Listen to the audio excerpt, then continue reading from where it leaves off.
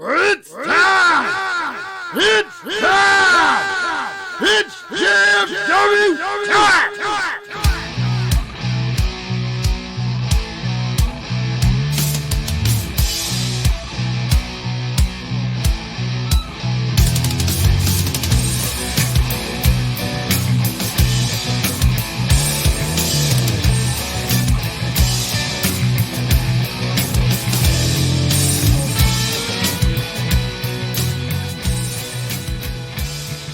Alright guys, it's that time to get step in the ring with the greatest faction in podcast history. Just Freakin Wrestling, a JFW podcast, hosted by Trinity. I'm Dizzle J. Guys, I know we've been gone for a few weeks. Hopefully you had an opportunity to catch up and listen to the SCW Roundtable that we released as a 3-part series a couple weeks ago. Those are going to be monthly, so make sure you check out the upcoming event for August as we do another SCW Roundtable. Obviously, those events will be posted up on our Facebook page, which you can find if you follow us at Just Freakin Wrestling or the JFW Podcast. As mentioned a few weeks ago, we're kind of revamping the show, kind of doing something a little bit different. So, again, if you are following us on Facebook, which is the best place to follow us. Oh, yeah. I'm going to say about 90% of our content is Facebook. That's all I know how to use. Yeah. It's going to change a little bit as we dive into independent wrestling a little bit more. Hopefully they start opening up again, where our Instagram is going to be more used. And obviously Twitter's kind of there just to notify everyone of our show releases and stuff like that.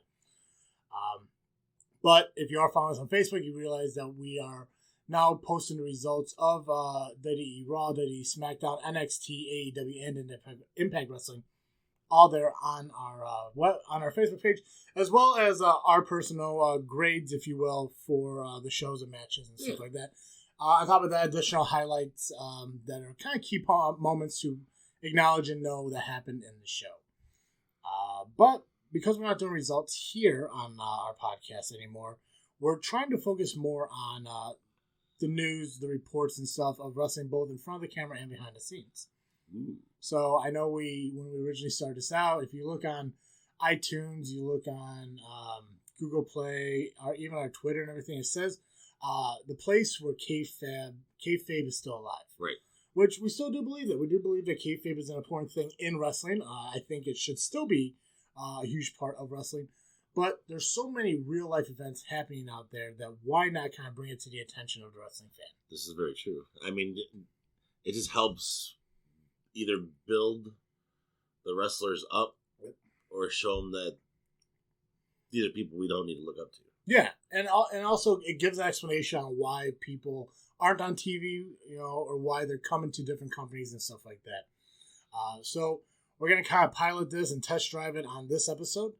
And then just bear with us, give us some time to kind of get the structure down and figure it out and everything. Because even though we've been doing this since 2017, which I do believe this past July or June is when we released our first episode of 2017. Yeah. So we've hit 3 years here at JFW. Happy anniversary to you. Happy anniversary. Right. It's a good moment. It's a good moment.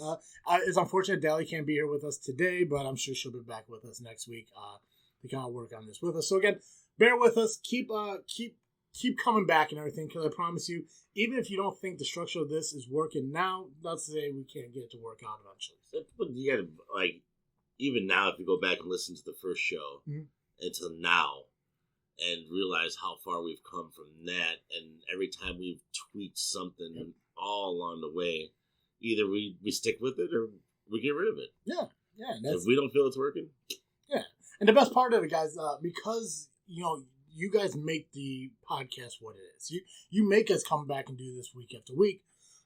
It's up to you guys too. If you have a suggestion or a complaint on how we're doing things and what we're doing, maybe things that you think we should be doing that we're not, you could respond to us. Get a hold of us on either Facebook or Twitter. Use the hashtag Freakin Saying. It was a This Freakin Show original thing. Now it's for both because we are part of the Freakin Studios. Freakin Studios. Use the hashtag Freakin Saying just to get a hold of us. If you say, if you have a comment, a suggestion, if you want something for us to talk about. Because like I was explaining to Dizzle J and a little bit to Dally as well, we're going to talk about the news, as I mentioned here, but I want to kind of do some rebooking and revamping of storylines and stuff in history. So in the next coming weeks, just to give you guys an idea of what we're doing, we're going to look at the WCW WWF invasion back from 2001. do a little rebooking and maybe how we would alternate to make it maybe better for everyone, or just at least on our perspective. And that'll give you guys an opportunity too to kind of give us your feedback and if you think WDE did it better or we did it better. A little freaking tweaking. Freaking tweaking. I like that. Right? It doesn't have to do with the crackhead. Yeah.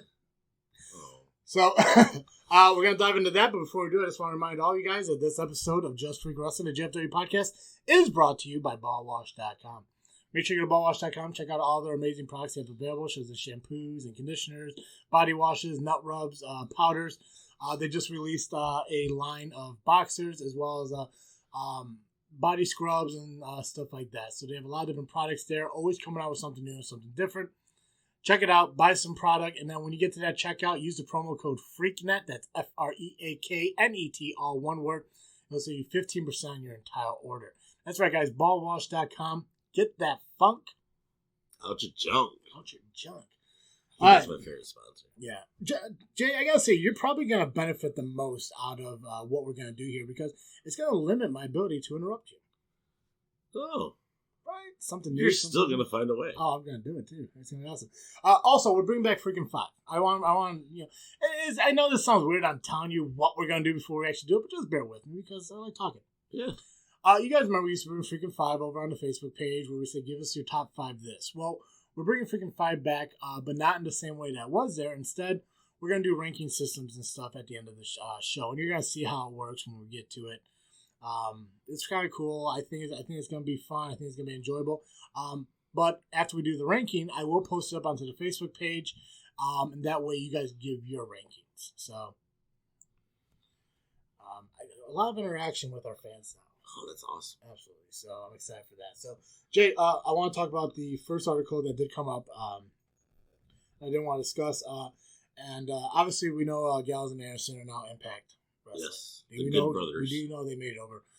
They were recently on a different podcast, not ours. Don't know why. But they talked about how they're talking to AJ Styles, and they're trying to convince him to go back to Impact Wrestling. I guess AJ did kind of have a response to this, saying that, you never say never in wrestling, which Vince McMahon has proved that to be true. Yeah, never say never. But he did mention before that the contract he signed with WWE is his last contract he wants to sign. He wants to retire after this, and he wants to end his career in WWE. Do you believe AJ Styles should go back to Impact Wrestling after his WWE contract? Why? Why not? If you do, what do you think they could do with him and stuff like that? You're more of the Impact guy. I haven't watched a lot of Impact. That the fact of not trying. Obviously, I don't got it here, but you know Impact a little bit more than I do. Yeah. You know the people who are there. What is Impact like now compared to the AJ Styles era? And what do you think could be the benefits or even the negatives of AJ going back? Well, the AJ Styles era when he was in Impact, it was like he was more of a high flyer there. And that was still when it was pretty much TNA. Like that's TNA. Yeah, they did change it to Impact Wrestling, I think, at a certain point when Mick Foley was there. But it was still more of a TNA thing. It was before GPW showed up, or Global. Well, the show was called TNA Impact. Okay, yeah. It was, first it was TNA, and then it became TNA Impact, and then it became Global Pro, whatever. It's just, they've gone through so many changes, and Impact would benefit from having AJ there now, but I think in the long run for AJ, if he went to Impact after his WWE, they wouldn't give him a bid into the Hall of Fame. I think Vince McMahon is that kind of guy, and honestly, I would like to see AJ go to the Hall of Fame more than I would like to see him go to. Yeah, and obviously a lot of the guys who are in Impact Wrestling right now, they weren't really there when AJ was in TNA. No. I honestly, I can't even think off the top of my head who was there then, who's there now, except for obviously Eric Young, who came back. Right. But, I mean, Moose wasn't there. Callahan wasn't there. I mean, it'd be kind of neat to see him and Callahan go at it. Yeah. I'm a big fan of Callahan, even though he is kind of a dirtbag, at least on screen. Yeah. But I'm a huge fan of him. He plays his character well, and he owns it. Almost like a Brian Pillman-esque kind of way. He lives the character. Yeah, and you gotta give AJ the title if he goes back. You gotta give him there's no doubt about it. Yeah. And I just it won't do anything for AJ. Yeah, That's where I stand. He already turned down an Impact Hall of Fame bid, which I don't blame him. Yeah, I mean it's. I mean, I guess it's not fair to say that. I mean, obviously, WWE's Hall of Fame really wasn't something, until they built it to what it is. Right. So maybe down the line, yeah, Impact can. But I think the Impact Hall of Fame got a little weird when Kurt Angle was inducted into it, and then he pulled his induction, saying he wasn't worthy of it when he went through his drug addiction and all that stuff, to eventually being reinstated into Impact Wrestling. But, I mean, with AJ in WWE right now, current Intercontinental Champion, I'm hoping he does get a tag team title just so he could be a Grand Slam champion in WWE. I thought he already was a Grand Slam champion. No, Triple Crown. He was the United States champion. He was the Intercontinental champion. He was WWE champion. Oh, he hasn't been Universal champion yet either. No. That's right. That one doesn't mean as much. No, it doesn't. I mean, that's the Brock title. That's the Brock title. Well, I guess, Drew's making it something. So, that's kind of relevant. Well, Drew, I think, has just put that company on his back. Yeah. Is what it feels like to me. I don't think there's much talent there for him. Like, right now. Because obviously this whole COVID thing. I am interested to see him go against Orton, though. That should be a pretty good match. That would. Well, I know Kevin Owens getting over his ankle injury. I know Kevin Owens is going to face Randy Orton this coming Monday on Raw. Yep. I'm hoping they don't punt him to take him off camera. But I wouldn't mind seeing Kevin Owens take on Drew McIntyre. I think that'd be good. So I guess it's not right to say that they don't have talent for him. I don't think there's any available at this moment outside of another storyline for him to face. He could face Rollins, but they got to work that way back to that point, which I think they're kind of taking a little break from Rollins as champion to work on this whole Monday Night Messiah with Rey Mysterio, which hasn't really been working out either because he keeps losing disciples. Yeah. Well, and that's another thing too, because I do want to talk about the new faction to Retaliation, which we'll get to here in a little bit as well. But Drew had a couple good matches with Dolph Ziggler, both Extreme Rules matches and stuff like that. But outside of Randy Orton, like if Drew is to retain over Randy Orton, which I'm thinking he will, who's next in line? I don't know. I could see Bobby Lashley going after him again. Lashley would be a good match because SummerSlam's the biggest match. One of the big four. Yeah, the big four. And we got SummerSlam coming up here on I believe August 23rd. I believe this is the week. I think next week is our predictions. Yeah. Yeah. So the following one is going to be Survivor Series. So if they're going to build to a pay-per-view match for that point, they really got work. Oh no, my bad. Champions versus champions in Survivor Series, right? Yeah. Yeah. Should be. Yeah. So currently, right now, it'd be Braun versus Drew at Survivor Series. That might be pretty cool. Yeah. Drew will go over, I guess. Well, I know. Watching from SmackDown this past week, I know they're doing a lot of things with Braun Strowman. Almost going heelish. Because if you recall from last week with the Fiend attacking Alexa Bliss, and was attacking her again. Last night on SmackDown. Even Braun showed up on a time trial, not in person, but on time trial, saying like I don't care about Alexa. I don't care what you do to Alexa. I just care about retaining my championship. So it almost seems like you're kind of making him heelish. But it also looks like there's a lot of rumor speculation of there being a Fiend Alexa Bliss relationship on camera. Really? Yeah. That doesn't make sense. I was hoping that he would convert her to. Sister Abigail. Yeah. Kind of give her because she's had that. I don't want to say one dimension character because I do love her character in heel and face form, but give her something else to play with. You know what I mean? Yeah. There was after that Extreme Rules match happened, there was this post on I think it was the Real Wrestling Fans Facebook page talking about Alexa Bliss being the perfect Sister Abigail component. Which I went on, I responded, because why not troll people? Right. I told him AJ Lee would have been the best fucking Sister Abigail. Oh, definitely. Think about it. You don't know what the A stands for in AJ Lee, because they never mentioned it on TV. She had that mental breakdown thing, so why not make her Sister Abigail? And then obviously you get these people oh, that would never work, blah, blah, which I guess if they believe it never worked, and they don't really know how wrestling works, because that sounds like a perfect fucking booking. But then you get these other fucking guys who are well, AJ Lee wasn't really around when Bray Wyatt was, and she was. He debuted like 9 months or almost a year before AJ even left.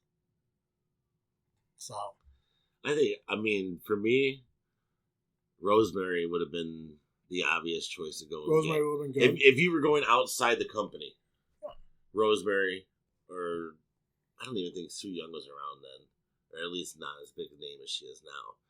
But I thought Rosemary probably would have been the perfect. I would like Rosemary. If you look within the company, Liv Morgan's return would have been good. Paige, if she was healthy. Paige would still be a good one.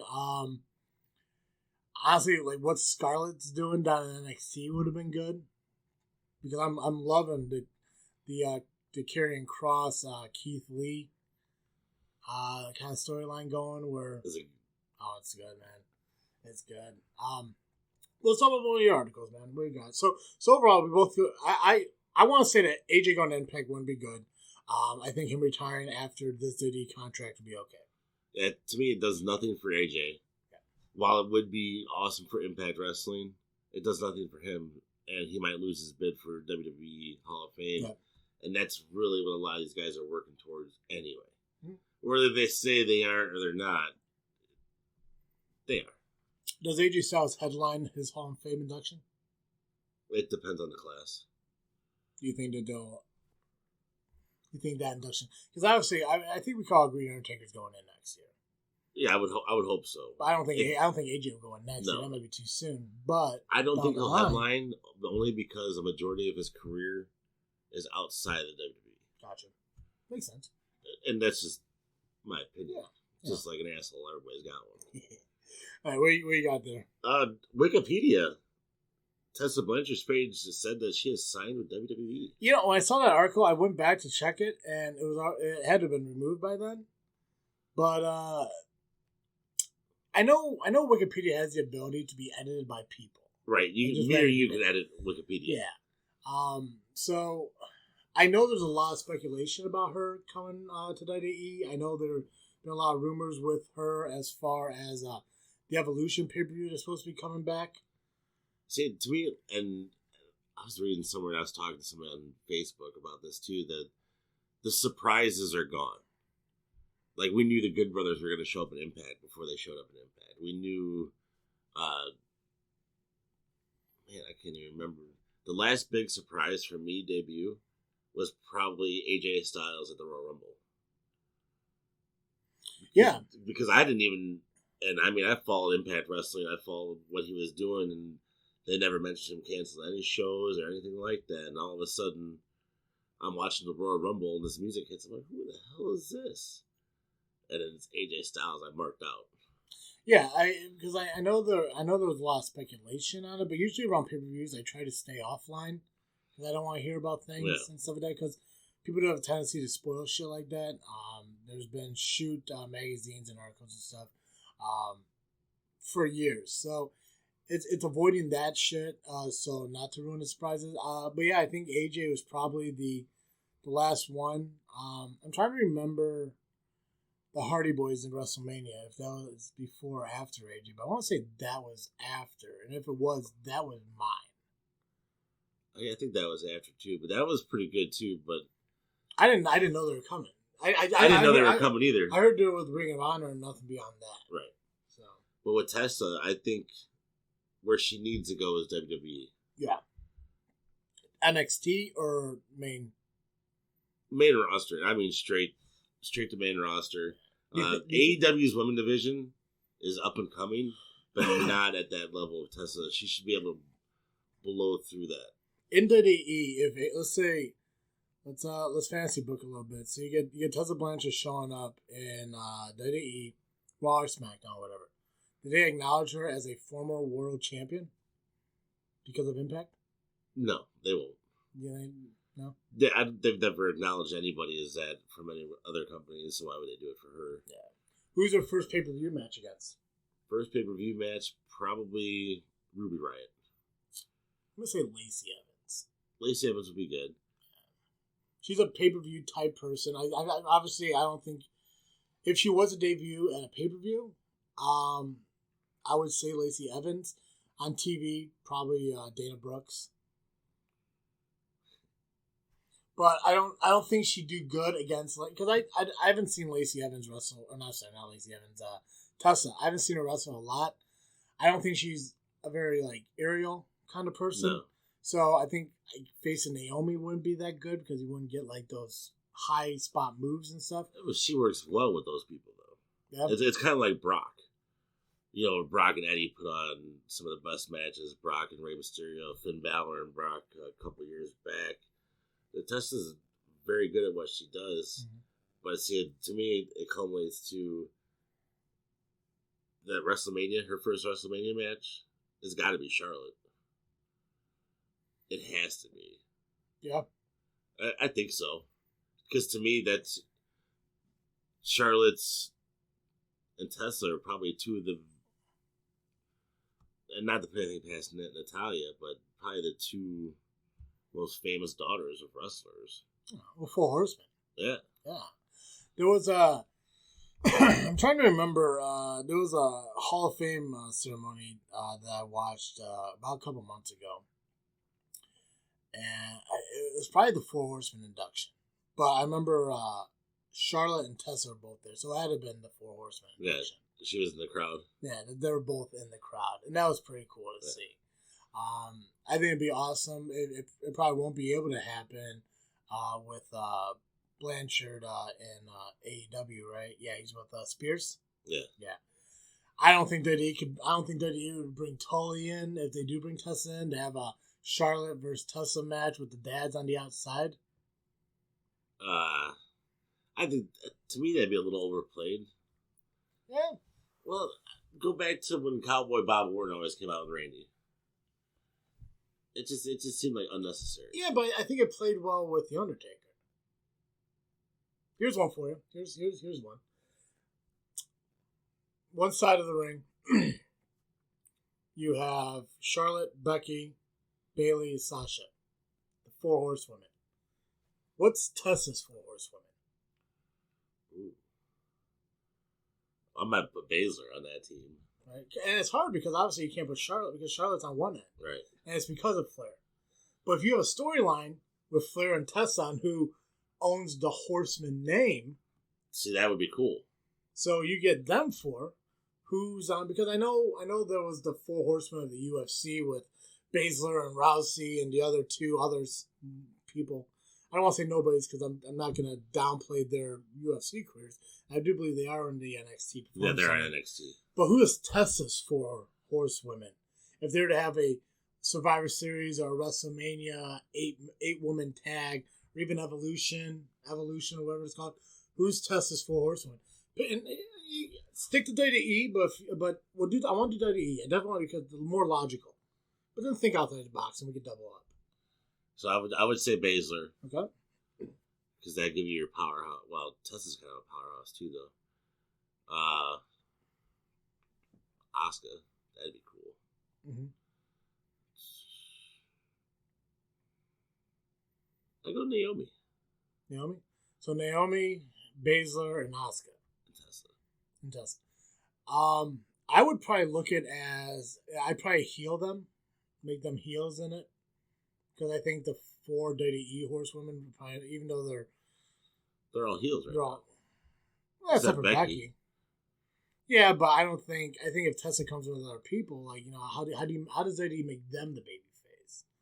How do they make Tessa the newcomer out of all of them? Well, the way you would do it is you would get the four. You'd get Charlotte and them together beforehand, and then just have them run roughshod over everybody.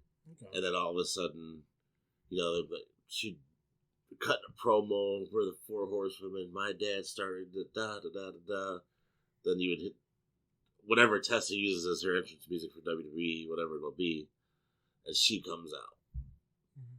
And then from there, it starts with war, and then slowly people just start joining her. They could do what they did to Sting. Invite Tessa into the Horsewoman just to beat her up and tell her that she's not part of it. She's not really part of it.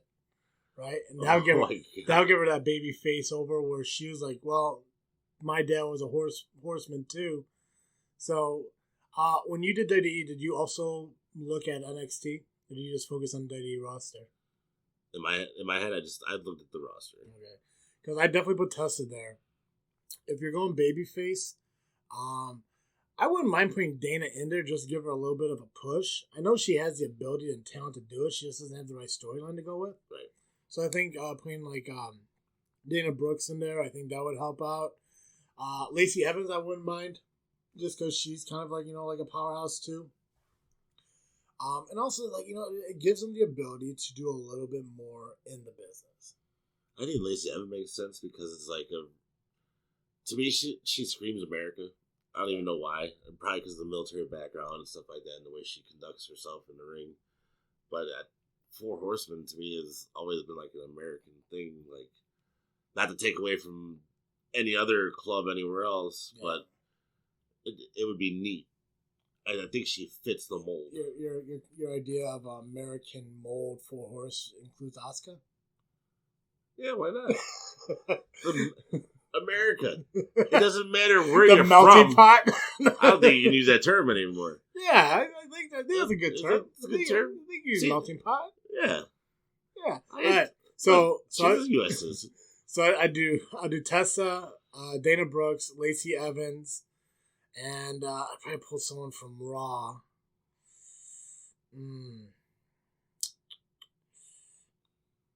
I don't know. I think I guess in my opinion, I think SmackDown has more talents as an option.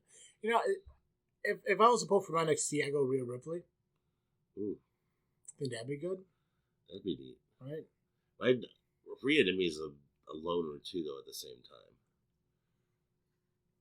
but her issues with Charlotte, yeah. I think would help out. A friend, the friend of the enemy of my enemy is my friend or whatever. Yeah. So I think that'd be pretty cool. But even like if you go heel wise and you want to look at what the Horsemen actually was, you got you got Arn and Ole Anderson, you got a tag team. You can look at the Iconics to put with Tessa. And then, I like the Iconics, but I don't see them fitting it. I think as a tag team to put into a heel Horsewoman faction, I think it would. Yeah, heel. Yeah. I'll give you that. I'm saying heel now. Yeah. Like not the big. You can't. The Iconics can't be baby faces. If you look at a babyface tag team, I think the Riot Squad with Liv and Ruby because they've got back together this past Monday as we saw. And then, this is officially back together though. I did get to see part of this. They're considered the Riot Squad. Yeah, absolutely. All right, what about outside the ring? Like outside WWE, you bring Tessa with 3 new people. Who are they? Taya Valkyrie. Okay. Ivelisse. Yep. And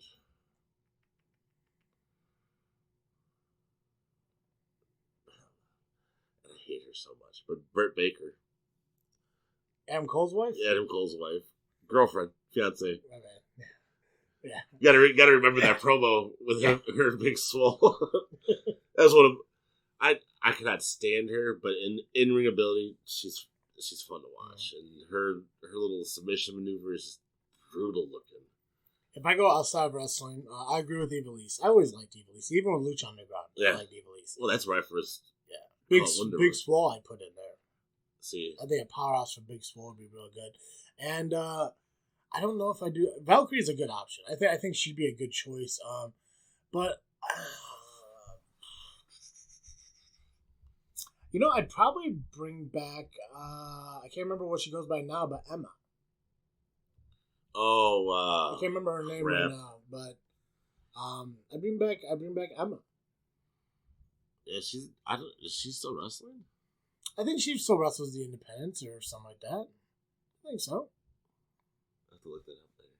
Yeah, I think Emma would be a good one to bring in. I think that'd be it get her back. It's almost like Drew McIntyre. Make it rebuild your name on outside WWE to come back, and I think come back as a 4-horsewoman stable to take on the original 4-horsewoman. But drop the Emma or the Emelina name and come back with the name she's using. Yeah, I thought I wish I could remember what it is. It's one of those names that you can't think of while you're trying to think of it. Yeah, they'll come to you though. All right. Let's dive into the next one here. Before we do, guys, hey, just a reminder, not only is Ballwash a sponsor of the show, but also Audible.com. If you go to audibletrial.com/freaknet today, you get yourself a 30-day free trial plus a credit to your first book purchase.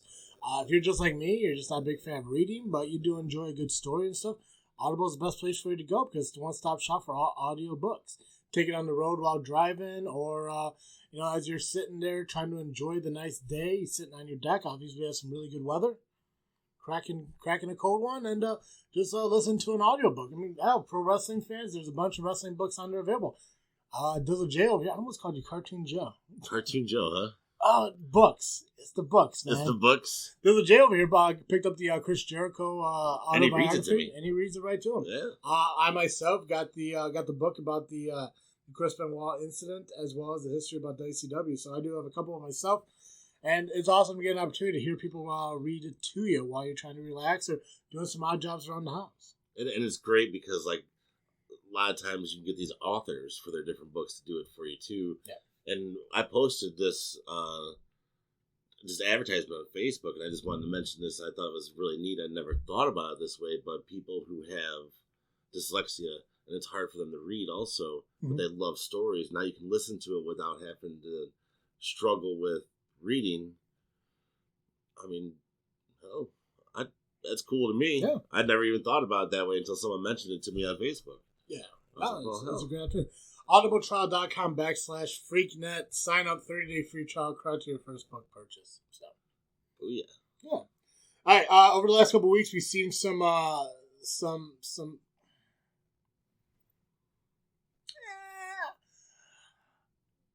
riot-ish kind of incidents. So is this the stuff that was playing? Like, I saw a little bit of Raw. Okay. Is this the stuff that why the mics weren't working? Or yeah. Was that really because of the hurricane?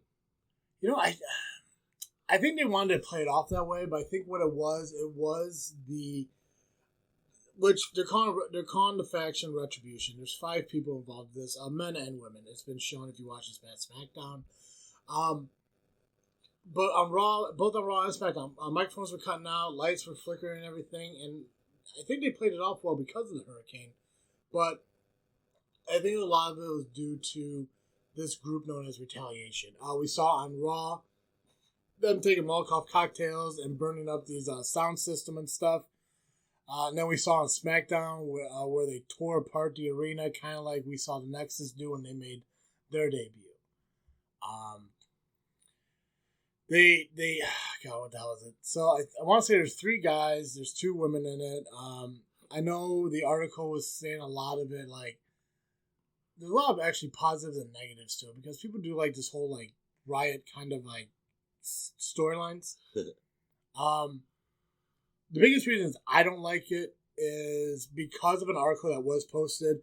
People are relating it to the Antifa, Black Lives Matter protest stuff that are going on in the world, which I get where they can kind of see the comparisons and similarities, but this is pro wrestling, and I'm praying to God that there's nobody in the fucking WWE company that says, hey, you know what we should do? We should jump on the fucking Antifa bandwagon and make a storyline of it. I don't think that's the case. No.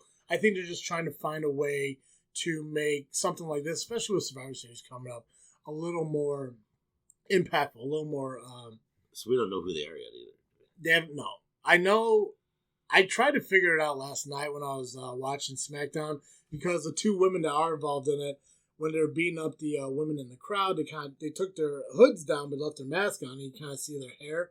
I'm like, who the hell's hair is that? Because I wanted to say it was Ember Moon, but I don't think Ember Moon's fully healed, but they did have like Ember Moon like hair.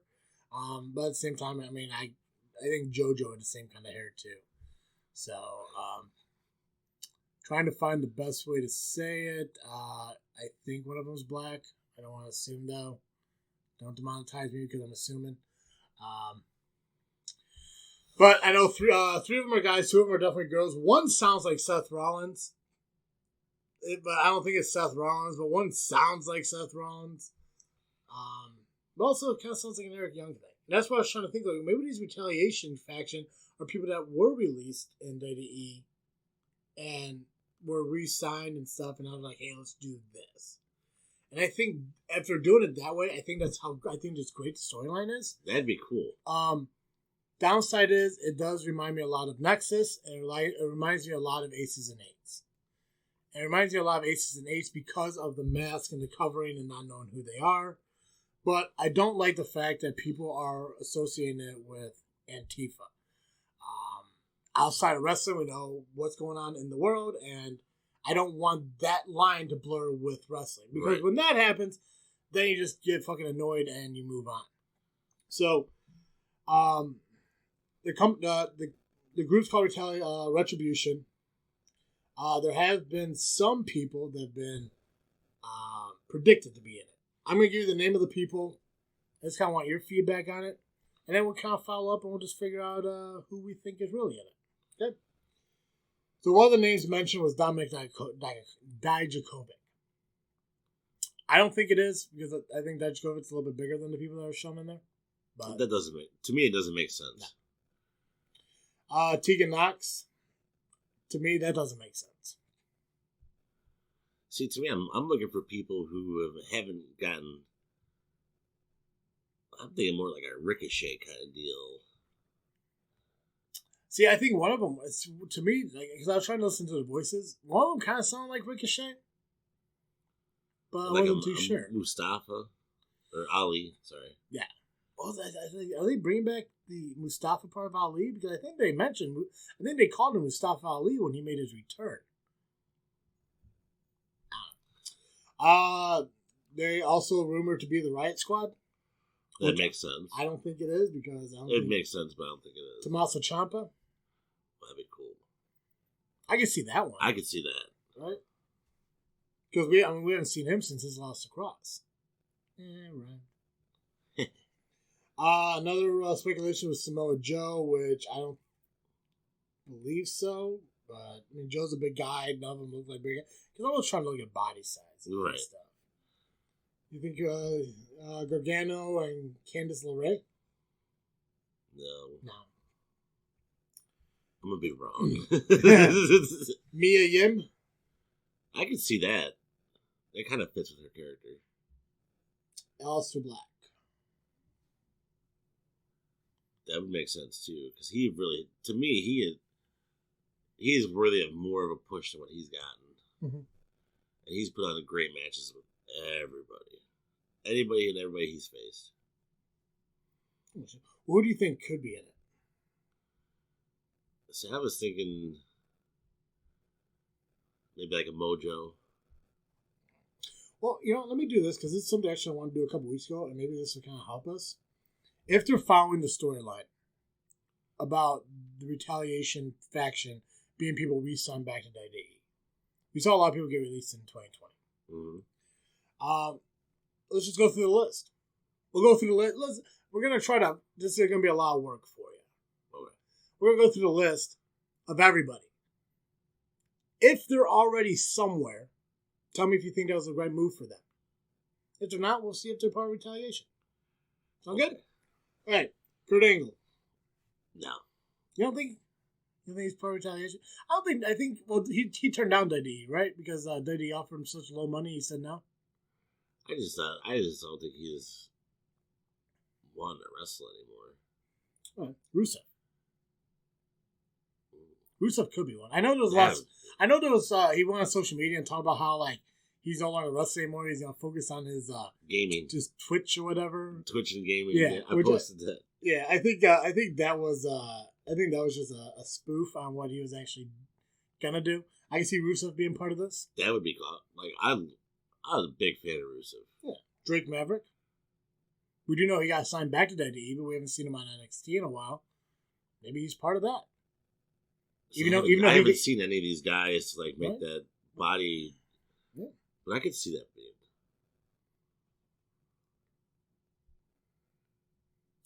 Carl Anderson, we know is an Impact along with Luke Gallows. Good move for them. Not New Japan or AEW. See, I would have won AEW, but is AEW too saturated with tag teams? I think so. Yeah. I think the problem is they throw, and then they're tag team champions, and nothing to take away from Paige and Omega. They're just thrown together. Eric Young. That would make sense. He's back in Impact, right? But he's back in Impact.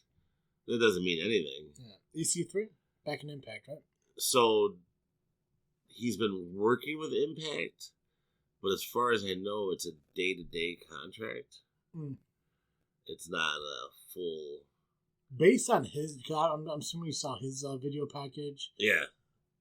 That would make sense for Retaliation. Yeah. Kurt Hawkins, I believe, is in Impact. Leo Rush. That'd be neat. I came around to Leo Rush. I did not like him at first. I think when he won the Cruiserweight title, I didn't like him when he was Bobby Lashley's manager. Yeah, no, that was annoying. Heath Slater, we know, was in Impact. Aiden English. Nah. You don't think he's in it? Nah. Sarah Logan, I believe she's pregnant, right? Yeah, she's pregnant. Yeah. Mike Kyoto's a referee. Primo and Upco Cologne. They could be in it, but I think they might be wrestling down with their I think they're their back father. Cuba. Puerto Rico? Puerto Rico? Yeah. I thought it was Cuba. Yeah, Puerto Rico. Oh, shit. That's where fucking Bruiser Brody died. Oh, that's right. Costa Rica? Puerto Rico. It's one of the Ricas. Rico. Eric Rowan's definitely not one of them. No one's big enough to be Rowan, but where is he at? I haven't seen him pop up anywhere, honestly. Mike Amir Canales, definitely not. Zack Ryder is obviously in AEW, as we saw. No Way Jose.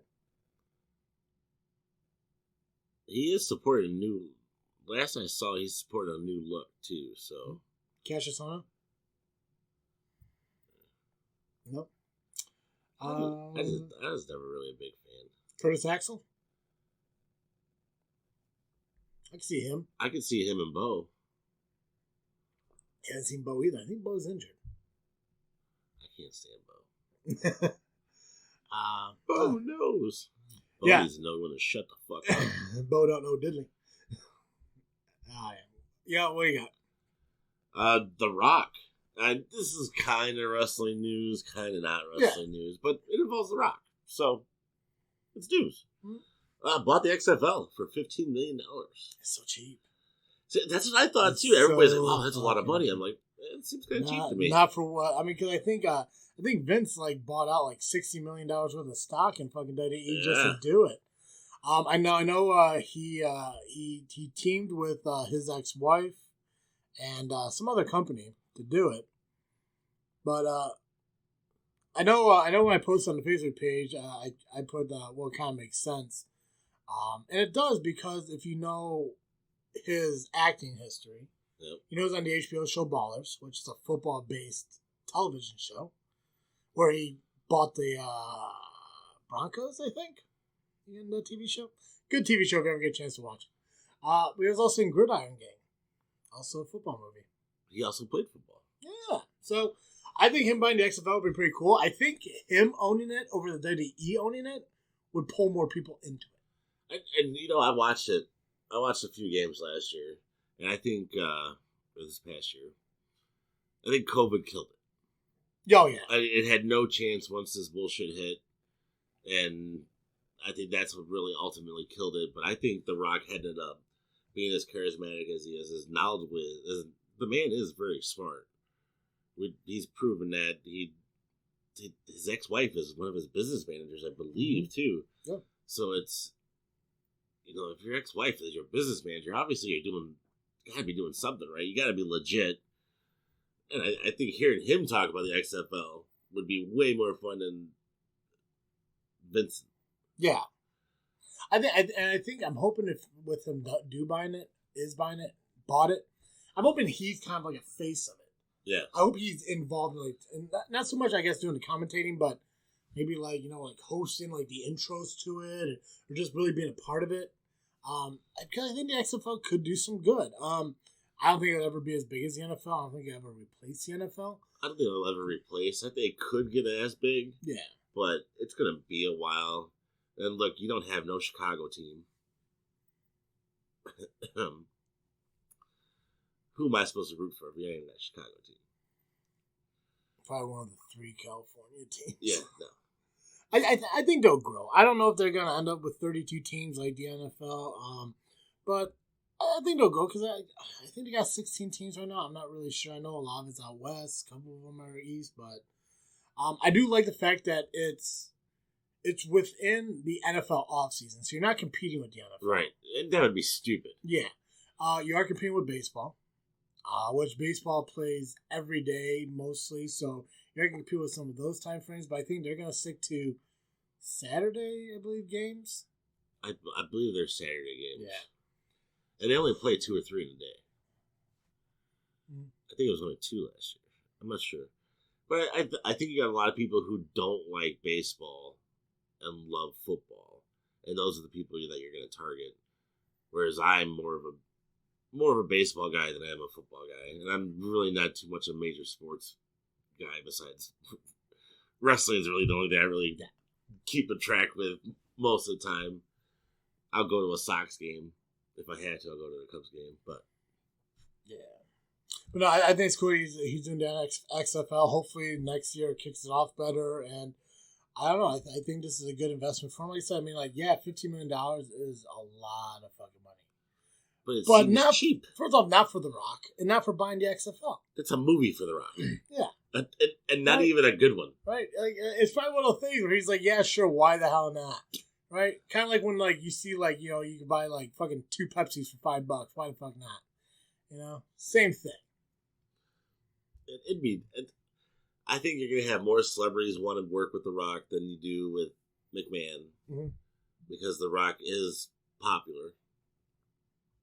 It just seems like that to me. I really don't know the man, but you don't hear a whole lot about him. Obviously, Vin Diesel won't help him out at all. So, that I did hear about. Guys, if you acknowledge what we have on our table here and everything, you obviously see some awesome merchandise that was sent to us from our friends at Phoenix Pro Wrestling. Yes. As we mentioned before, they do have a show coming up, I believe, September 26th. It's going to be at the Washington County Fair Parks and Conference Center in West Bend, Wisconsin.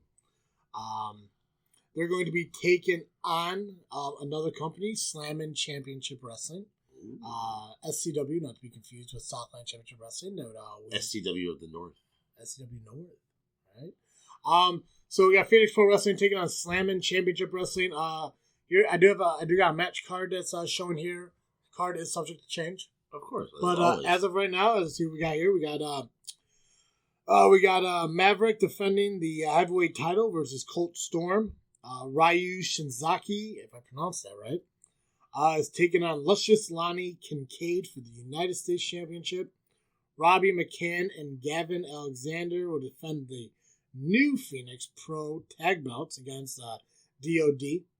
Plus a fatal 4-way for the new television title with Excalibur, Scorpion, Tanner, Nix, and Crazy Scott. Television title? Yeah. Does that mean they're on TV? I do believe they are on TV up there. Yeah. That's pretty cool. Yeah. And it's cool. If you guys aren't following Phoenix Pro Wrestling on Facebook, make sure you do, because they did get a lot of brand new titles in, and the titles look pretty awesome. So make sure you check them out. The main event's obviously going to be a PPW versus SCW Survivor Series type elimination match. Members of that to come. So make sure you guys check it out. Again, it's September 26th up in West Bend, Wisconsin. I think we're going to try to make it. Just got to see what it looks like at that point. It's a little bit of a drive. It's a little road tripping. That's right. But we can always pick up cheese and booze on the way. I like cheese and booze. Right? It's Wisconsin. You only got 3 good things. Cheese, booze, and it's right next to Illinois. Yeah. I'll take it. It's like when I tell people, like, hey, where are you from? Like, I'm from Illinois, but not that shitty Chicago part. Say the opposite. I'm from Chicago. No, don't do that. Don't tell them that shit. All right, Jay. One more thing I want to talk about before we dive into our Freakin' 5. Cool. If you guys remember Tyson Kidd, husband to Natalia, trained at the dungeon, got injured. Current trainer. Yeah. Got injured by Samoa Joe by a Bronco Buster. No, it's fucking it's that fucking, I can't remember what it's called. It's not a Bronco Buster. Is that the Bronco Buster? Think Samoa Joe, Brain Buster. Brain Buster. See Samoa Joe doing a Bronco Buster in the corner. Oh, that would suck. Samoa Joe put him up for a Brain Buster. Obviously, something happened. Ended up damaging his neck. Tyson Kidd's in the ring training. Is a comeback for WWE worth it at this point? Could he flow back into the business and be a Daniel Bryan? What if he's part of Retribution or Retaliation? Ooh, maybe. I would like to see him and Cesaro tag again, though. Yeah. See, that's the thing. Like, I want to know what they're retaliating against. They're not really saying what they're retaliating. They're just fucking destroying WWE shit. So it has to be something with these releases. It's got to be people either been released, haven't gotten their shot. It's got to be one of those two. But you think Tyson Kidd coming back would be worth it? As a fan? Yeah, sure. Yeah. What else? Are you gonna book it? Oh man, I always liked Tyson Kidd though. Yeah, I didn't like his goofy little haircut, but I liked him. I didn't mind it with the new foundation with Davey Boy's kid. Yeah, I don't think Davey Boy. Yeah, he's in Japan, I believe. Might be. All right, guys, before we dive into this top 5, just want to remind you all that we have merchandise. Freakin is my second favorite F word. We have merchandise available at tpublic.com, TEEPUBLIC.com. If you search JFW, you can pick up any one of our amazing designs that are available on a plethora of merchandise. T-shirts and hoodies, as you can see what we're wearing. Masks, coffee mugs, magnets, stickers, pins, tapestries, wall art, cell phone cases, pillows, stuff like that. Everything. Yeah. We came out with a new shirt recently. Because you say freak like it's a bad thing. It's hashtag Freak Nation t-shirt. The official Freak Nation t-shirt, which is available. I know I mentioned it several times. There's the Freak World Order shirt. I haven't released it yet, and I do apologize for that. I'm just waiting for the right time to do it. So if you guys are waiting for that, let me know. Use hashtag Freakin' Saying on Twitter or Facebook, and let me know you're waiting on that shirt. It will get released soon, but if they do, again, you can pick up one of our shirts. We got the original JFW logo, the brand new JFW logo that you can pick up on t-shirts and stuff. You got the Dizzle J Travesty 2020 shirt, Make Wrestling Great Again. So, a lot of things available. So, make sure you check out again, tpublic.com, TEEPUBLIC.com. Search JFW, pick up your merch today. Oh, yeah. Right. All right, Jay, Freakin' 5, man. Freakin' 5, guys. What we're going to do here is now, I got a list here. I actually got 2 Freakin' 5s we're going to do tonight. Ooh. Right? I'm going to give you 5 wrestlers. Okay. I'm going to tell you what they represent, and you're going to rank them. 1 being the most, and 5 being the least. Okay. So 1 to 5. First one I got here is rank these 5 stars who have never held the WWF Championship. This is going back to WWF Championship. British Bulldog, Mr. Perfect, Razor Ramon, Rick Rude, Roddy Piper. All these stars have been Intercontinental Champions, but they have never held the WWF title. Piper's got to be number 1. Piper's 1? Piper's 1. Okay. Perfect 2. Okay. Razor. Okay. British Bulldog and Rick Rude.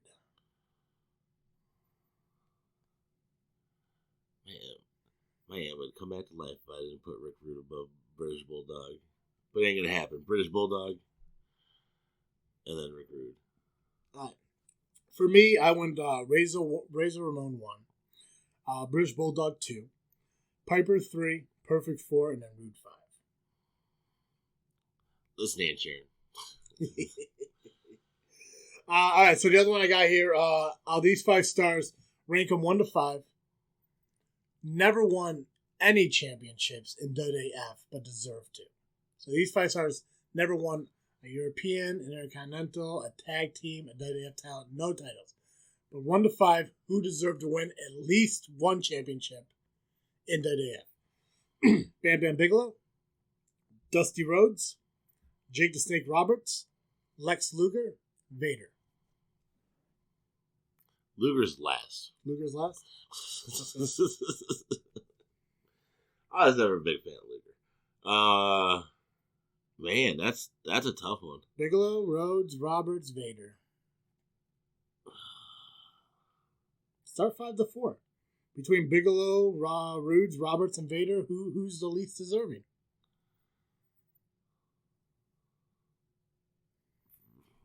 Damn. That one's hard, dude. Number 1, probably Jake Roberts. Okay. He should have at least held the Intercontinental. To me, that would have been been the perfect title for him. An IC title, a European title, a tag team title, or they didn't win any of these titles. So it doesn't have to be which one deserves a WWF title, which one at least deserved a European. We got thrown into a bullshit tag team. Right. Or the IC. And then Bam Bam second. Then Dusty. Then Vader.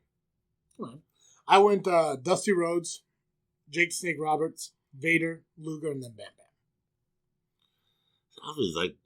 I loved Bam Bam. He was one of my favorites. All right. These 10, though. Okay? British Bulldog, Vader, Luger, and Bam Bam Bigelow. I have stars next to their names. Do you know why? They were world champions somewhere else? Nope. Probably, though, but no. Not in the Hall of Fame. Mm-hmm. 5 out of 10 of these guys, 4 out of 10 of them are still not in the Luger will never be in the Hall of Fame. Yeah, because of what happened to Elizabeth. Yeah, Luger will never be in the Hall of Fame. I think Bam Bam went in on a slide. Okay, let's do a third one. Top 4. Most deserving to be in the Hall of Fame. Bulldog, Vader, Luger, Bam Bam. 1 being the most for... Bam Bam, Vader. Who's it? Bulldog. And then Bulldog. Luger. And then Luger. You think Bam Bam over Vader? I'm a bigger fan of Bam Bam. Yeah. At that point, it's just personal preference. I do Vader, Bulldog, Bam Bam, Luger. But see, also, Bam Bam, I watched him on wrestling on channel whatever at 2 o'clock in the morning, and this man just moved. So did Vader, though, and Bulldog, obviously. And like I said, I was never a big fan of Luger, and Bam Bam also, the way he died, or what eventually led to his death, was saving people from a fire. So that kind of gives him a little more push for that. And Vader, it was sad to see his downfall. Because I don't even think you went to the show with me when he was at NXW. At the was it the Majestic? No, it wasn't the Majestic. It was the Armory in Kankakee. I brought my oldest son with me, and he wrestled wrestled with Cell Block, and it was sad, and he wanted a lot of money just to take a picture with him. And I was like, no. This is in the 80s, bro. Hi, Jay. What's your pick of the week? Pick of the week is JBL versus Eddie Guerrero, Judgment Day, 2004. Is that the cowbell? One of the bloodiest matches ever. So they've been having a rough couple weeks. Yeah, I needed to see some fucking violence. So I chose this match, and it actually ranked as top 10 one of the bloodiest matches ever happened. Nice. So if it's a good match, it's fun to watch. Guys, one of the coolest parts about our new structure we have going on here is that you're going to be able to know what we're going to talk about next week. So next week, we're going to talk about the WWF WCW Invasion angle. Kind of talk about a little bit of history about it, what actually did happen, and how we would rebook it. So we're going to do that all for you next week. Make sure you follow us on Facebook, Instagram, and Twitter, just by searching Just Freak Wrestling, the JFW Podcast.